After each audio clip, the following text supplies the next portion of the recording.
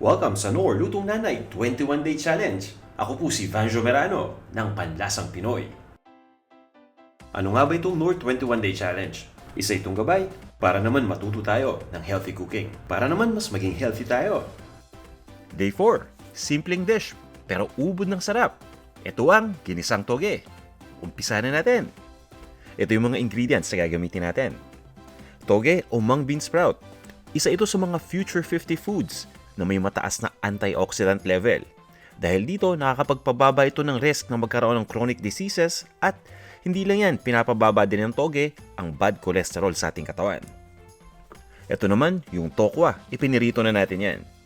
Alam niyo ba na ang tokwa ay gawa sa soybeans? At ang soybeans ay puno ng vitamins at minerals tulad ng vitamin K, calcium at protina. Kaya nga ang dish na to ay siguradong magpapalakas ng ating mga buto at makakatulong sa pagbilis ng ating cell reproduction. Kailangan din natin ng Knorr shrimp cube, ng tubig, sibuyas, at bawang. Bukod dito, gagamit din tayo ng mantika. Umpisa na natin. Dahil naiprito na natin yung tokwa, mag-umpisa na tayo sa pag-isa. Nagpainit lang ako ng mantika sa isang cooking pot. At once na mainit na yung mantika, igisa na natin kagad itong sibuyas. Ituloy lang natin ang pag-isa ng mga 30 seconds o hanggang sa maghiwalay-hiwalay na yung mga layers nito.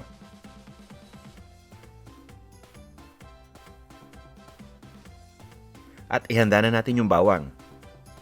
Ilagay na natin yung bawang dito sa ating lutuan. At ang ginawa ko sa bawang ay hiniwa ko lang ito ng maliliit na piraso. Itutuloy lang natin ang pag-isa hanggang sa tuluyan ng lumambot yung sibuyas. At yung bawang magbabrown na ng kaunti kapag nangyari yan. Ito yung gusto ko sa dish na to. Napakadali lang lutuin. At masustansya na, masarap pa.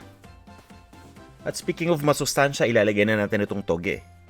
Alam nyo ba na itong toge, bukod sa pagiging mababa sa calorie, ay mataas ang antioxidant level. Kaya naman nakakatulong itong i-reduce yung ating risk sa chronic diseases. At isa pa, nakakatulong din ito para pababain ang bad cholesterol sa ating katawan. Kaya naman nare-reduce yung ating risk para sa heart disease. Diba? Ang daming health benefits nitong gulay na to. Ngayon ay ilalagay ko na itong ating Knorr shrimp cube. Diba? Hindi lang nutritious itong ating niluluto. Delicious din. Haluin lang natin. At kapag natunaw na itong shrimp cube, ilagay na natin yung tubig.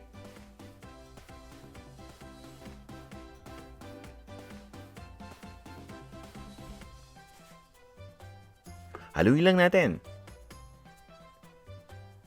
At pagkatapos yan, pabayaan lang natin kumulo yung tubig. Mas maganda kung tatakpan muna natin itong ating lutuan.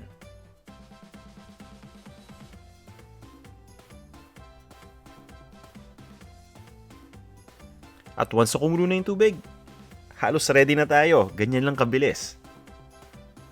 Pwede na nating ilagay yung tokwa. Ito yung fried tofu na hiniwa lang natin into cubes. Ang kagandahan dito sa tokwa, pagkalagay pa lang natin dito sa ating cooking pot, ina-absorb na kagad nito yung liquid, kaya mas nagiging malasa ito. Haluin lang natin, at ganyan lang kabilis, ready na yan.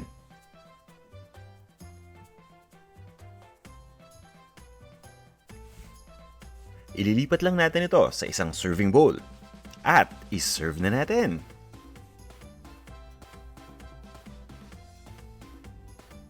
Ito na ang ating Ginisang Togue. Sigurado akong magugustuhan ito ng inyong pamilya.